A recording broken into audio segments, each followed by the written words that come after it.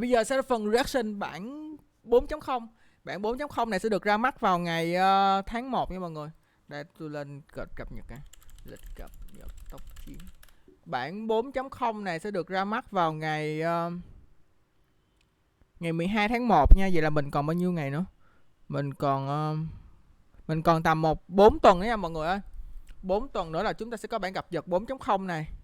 Bây giờ sẽ là phần reaction đó. All out.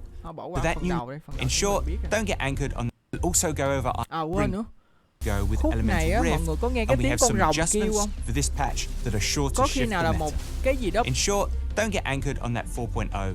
We're going to bring Có khi gameplay nào là một changes con rồng mới when xuất they're ready. hiện không? Đó.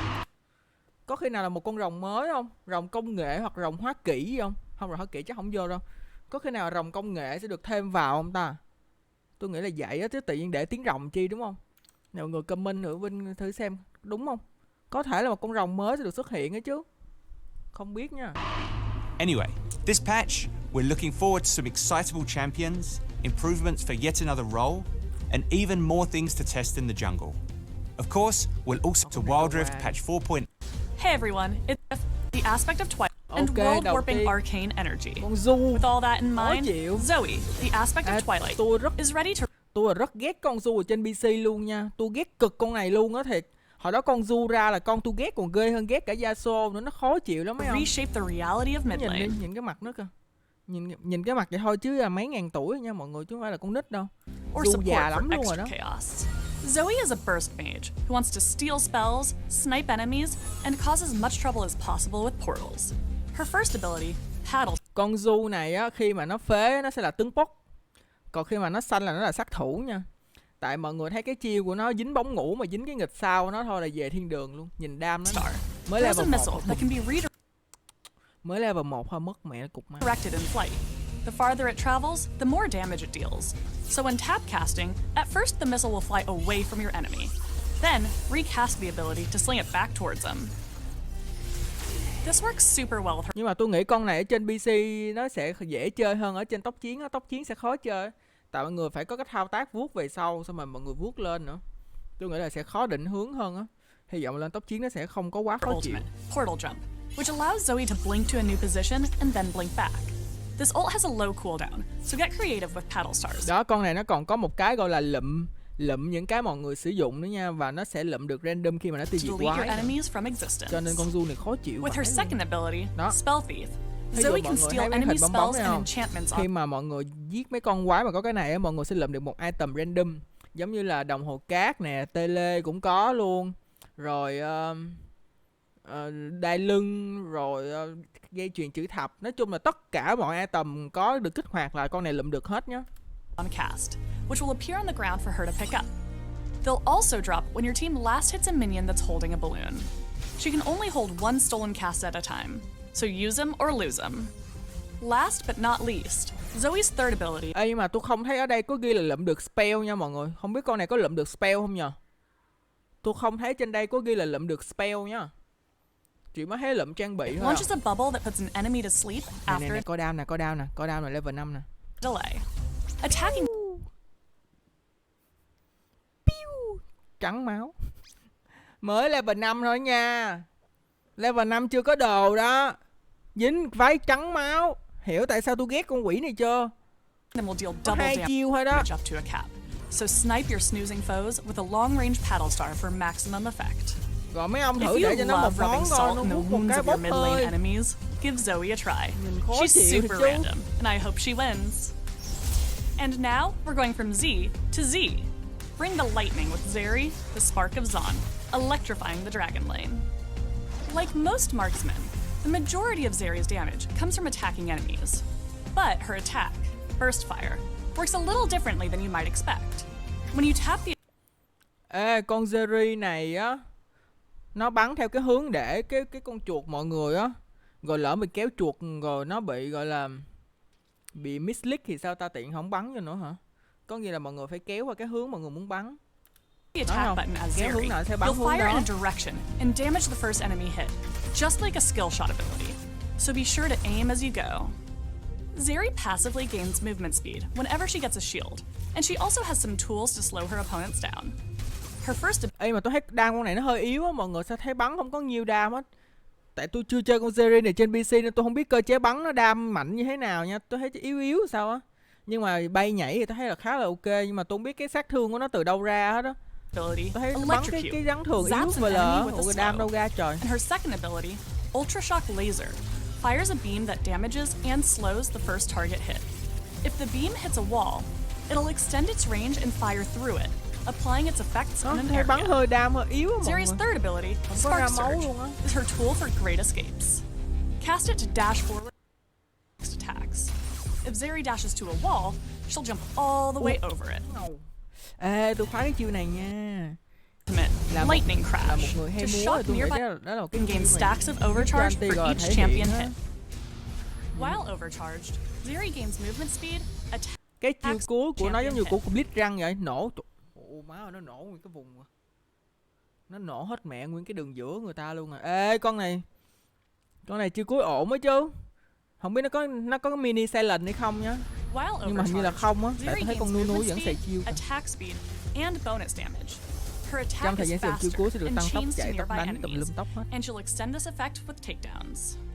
As you can see, Zeri is all about Mà con này attacking đam hơi fast yếu mọi người thấy and không? Bắn nó không có nhiều máu á pick mọi her người. up and you'll be zipping and zapping across the rift. Vậy tôi không biết là sát thương And con này those nó ở are đâu our ra new luôn á. champions for the Rising Spark patch. We've got a healthy dose of positivity with these two, so I hope they'll bring a smile to your face. Go forth and tilt your opponents with cheerfulness and tons of damage. And now, I'll hand it over to David for even more updates. Hi friends, I'm David, Associate Game Director for Wild Rift. Let's sparkle our way to the gameplay changes for this patch. The 3-act gameplay structure is super important for Wild Rift, where players feel the ramp up from early to mid and into late game. Looking over the last few patches, we feel there's room for improvement for the late stages of the game. The focus here is to increase the opportunities for comebacks while maintaining the frenetic pace of Wild Rift. First, we're adding inhibitor respawns. So once an inhibitor is destroyed, it'll come back again after a little while. This way, the game won't feel like it is completely over if you lose an inhibitor early. And you'll be able to focus. Nếu mà có sự thay đổi ở phiên bản sau á, nghĩa là bạn nào mà vô tình để bị mất trụ nhà lính quá sớm á, thì mọi người vẫn có cái để mà phòng thủ nha. Cho nên nó sẽ mọc lại cái nhà lính mà 1500 máu cũng khá là nhiều. Thì tôi không biết cái nhà lính này nó có biết bắn hay không, mà tôi nghĩ nó sẽ biết bắn á. Nó biết bắn không ta? Nhìn thấy cái súng nào không biết bắn hay không nữa, hoặc là nó chỉ đứng vững vậy thôi. More on facing off Chỉ against đứng the chơi enemy thôi, team không biết bắn hay and không less đây. on their minions. Continue with the theme of climactic game ends, we're adding a mechanic that limits turtling. Once you reach the super late game.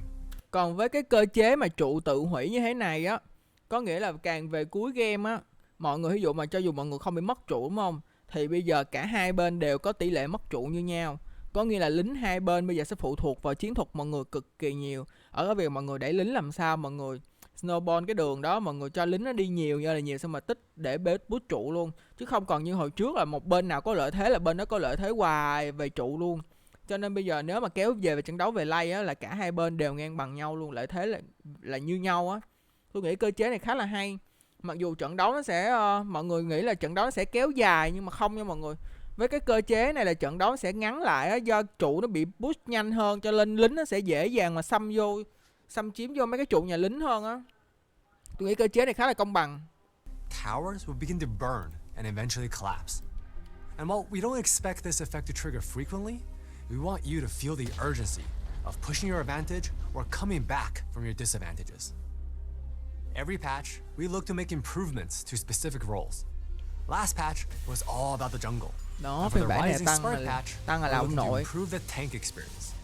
Tanks are often the unsung heroes, and it's time to show you some love with our updates. Our high-level goal is for the success and achievements of tank players to be more visible to all players.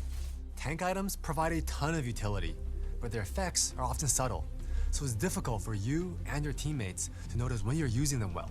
So first, we're getting some new and improved Shopkeeper stock for you. Right now, Ixali's Seajar and Demon's Plate are great first picks for tank supports, but they're mostly benefiting players who want to roam all around the map. If you're more of an aggressive tank support who wants to get ahead through laning, Dawn Shroud is now your item of choice. When you immobilize a champion, Dawn Shroud's passive. Mọi người biết trang bị này xuất hiện đứa nào cút không? Mọi người biết những cái đứa nào cút không? Kha'Zix cút, Akali cút, Rengar cút. Mấy con mà tàn hình á là cút hết luôn nha mọi người. Cái trang bị này ra mạnh vãi. Bây giờ mấy thằng sub á nó chỉ cần lên trang bị này đúng không? Đứng gần AD mình để cover Akali vô hay là Kha'Zix vô tàn hình búp cái tự nhiên hiện con mẹ nó hình luôn. Xong phế mẹ luôn. Ê, trang bị này ra counter những cái tụi mà tàn hình ác luôn á chứ. Có bạn nào thấy trang bị này bá không? Chứ tôi thấy bá vãi. Trang bị này ra là mấy đứa counter invi là ly hết á. Review là làm lộ diện đúng không? Bữa mọi người có nói với tôi á. Má ơi, ác meta này ác. Rồi, tạm biệt. Tạm biệt mấy con invi phiên bản sau nhá. Random's Omen is getting a new passive. When you're hit by a critical strike, you'll now gain stacks. Attacking a champion will consume the stacks and heal based on the damage you took. This is replacing one of the item's old passives, which reduce damage from all critical strikes. Starting this patch, old passives, which reduce Cái gì vậy? Tôi mới thấy cái gì nè nha. damage from all critical strikes. Ngay si làm gì á? Ê, đừng tưởng tôi không thấy nha. Không hiểu sao quay clip cũng tóc biến hụt nữa. Starting this patch, you'll need to attack trừ một lỗi nha. of the damage reduction Tóc instead biến of cũng hụt nữa passively chứ, gaining it, chán thiệt. which will reward good decision making as a tank player. Frozen Hearts effect is also changing. Now, basic attacks and spells will apply stacks Cái này to thì your bữa tôi target. làm cái clip reaction hai They trang bị will mới thì also mọi người gain biết công stacks dụng của tụi when nó rồi á. attacking or hitting you or your Mạnh allies vãi. with spells. Mà tôi không biết là Each cái stack trang will bị này là slow nó your cộng dồn enemy's bao nhiêu attacks điểm thôi nhá. up to a cap. We hope that with a stacking debuff, instead of an effect with constant uptime, Frozen Heart's impact will be more Không biết cái noticeable. trang bị này nó cộng dồn bao nhiêu điểm. Outside of that, we're working on more tanky details that we'll share with you in an upcoming issue of Wild Rift News. Overall, you should expect new improvements for different roles across future patches as we look to continuously improve the general game health.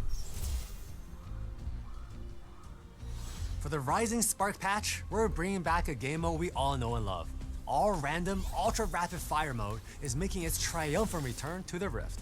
Queue up and play a completely random champion with super speedy spells. We're also using this game mode to test something new. Chế độ này ra chắc tôi sẽ đánh ARURF với lại fan mình đó.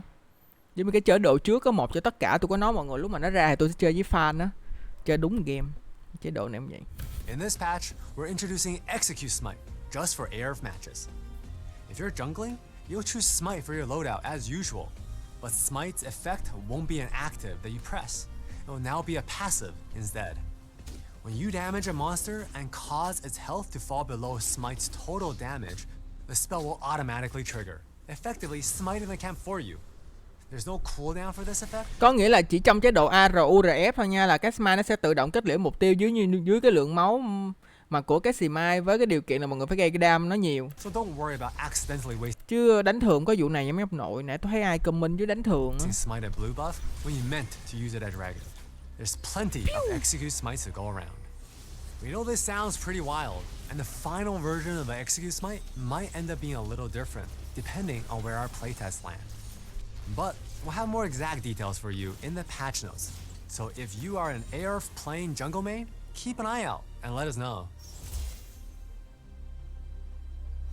As always, we're looking to improve the Wild Rift experience, both in and out of the game. So here's a few quality life updates we got in the Rising Spark patch. ARM titles have been around for a little while. ARAM. We'll be adding some Chế độ này sub-tiers dạo này to tôi some cũng of chơi those khá là titles, nhiều với các bạn so mua. that it's easier to track your climb. If you're a master of the abyss, Vậy là sau này we're chúng ta sẽ có excited to thêm give you some những new cái milestones huy to hiệu draw. mới bên ARAM nữa So you để mọi think người you're thể the hiện best chứng mid minh. laner out of your friend list? Well, this patch, you can prove it. We're adding a role leaderboard where you'll be able to compare your role score with your friends. Ê, cái này hay nha. Có nghĩa là mọi người đi cái lane đó, mọi người được bao nhiêu điểm á, mọi người có thể khoe được với bạn của mình. Có nghĩa là so sánh coi thằng nào là best ADC hay là thằng nào best mid, best rừng, best top gì đó. Đó, khá là hay nhá. The best of the best will receive a special title. We're also adjusting how role scores work as a whole. At the start of a new rank season, your role scores will be reset, but you'll gain a boost for roll scores gained in the future. Đó, bây giờ mọi người sẽ so sánh được cái lane của mình với lại bạn bè của mình, coi là thằng nào đi top hay nhất, đi rừng, đi mid hay nhất, nhiều điểm nhất á. Mọi người hãy rủ nó đi chung, hoặc là có thể coi ở cả server luôn nhá. Cho nên sau này sẽ có cái vụ mà kiểu như leo top một lane đó mọi người. Nhưng mà tôi là người chơi hai lane, cho nên bây giờ tôi không thể nào mà chia đều ra hai lane điểm nó cao như nhau được, hai lane cũng phải điểm trung bình thôi.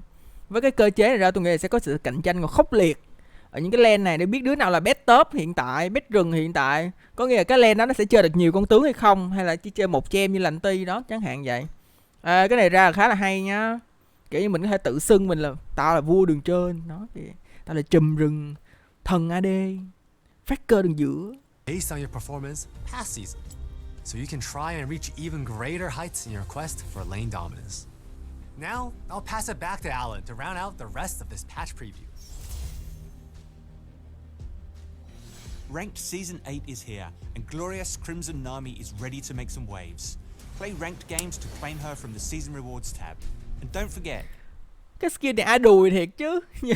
Nhìn Nami nhìn xấu quắc rồi mọi người, nhưng mà được cái là Nami cũng nhiều người chơi á. Chắc mà Moon mà cũng gọi là lấy skin này thôi. you can pick up her weapon augment upgrade from the ranked store. Best of luck on the ladder, and may your victory points rise like the tide. A new masked villain is ready to take the city by a storm, along with any valuables he can lay his hands on. Heroes beware, supervillain Graves is ready to lie, cheat, and steal his way to the end of Wild Pass Season 8, and look cool while doing it. Bắt đầu thấy cái dòng skin này bị vắt sữa rồi đó, bắt đầu thấy hết đẹp rồi đó. Gray nhìn giống như Garen mà kết hợp với lại Ragat, nhìn mập. Be sure to plunder his Không đẹp tí ascendant nào. skins. Ê, nhìn giống Batman ghê. Ê, nhìn giống cái phim Kamen Rider, cái phim mà đeo cái gì vô sao biến hình nó thành con người dơi á. Mọi người biết có con siêu nhân đó không? Nhìn y chang cái mặt nạ luôn á. Wild Pass Emporium before he Nhìn như sneaks away. Kamen Rider vậy đó. This patch is bringing plenty of good luck and festivities. Lunar New Year is coming, and we've got some surprises in store for our event. Get ready to explore a world inspired by paper cutting art, where you'll get to know a few different champions and help them enjoy the celebration. The New Year is a busy time, so you have to group up to grab everything you need, but that's all we can say for now. Just make sure you're ready to cook up some fun. We're also bringing back a Mấy futuristic cái sự theme kiện that này many thì of you will khi nào ra skin thì nó sẽ cho sự recognize. kiện High-tech thôi. cyberpunk energy is your speed. Project Trời ơi, Surge cái is event này ready to 100 initiate day hả? in patch 4.0. Cái event gì Your 100 directive day is ghê clear, vậy? so prepare for new skins and new rewards when this event commences. And of course, the moment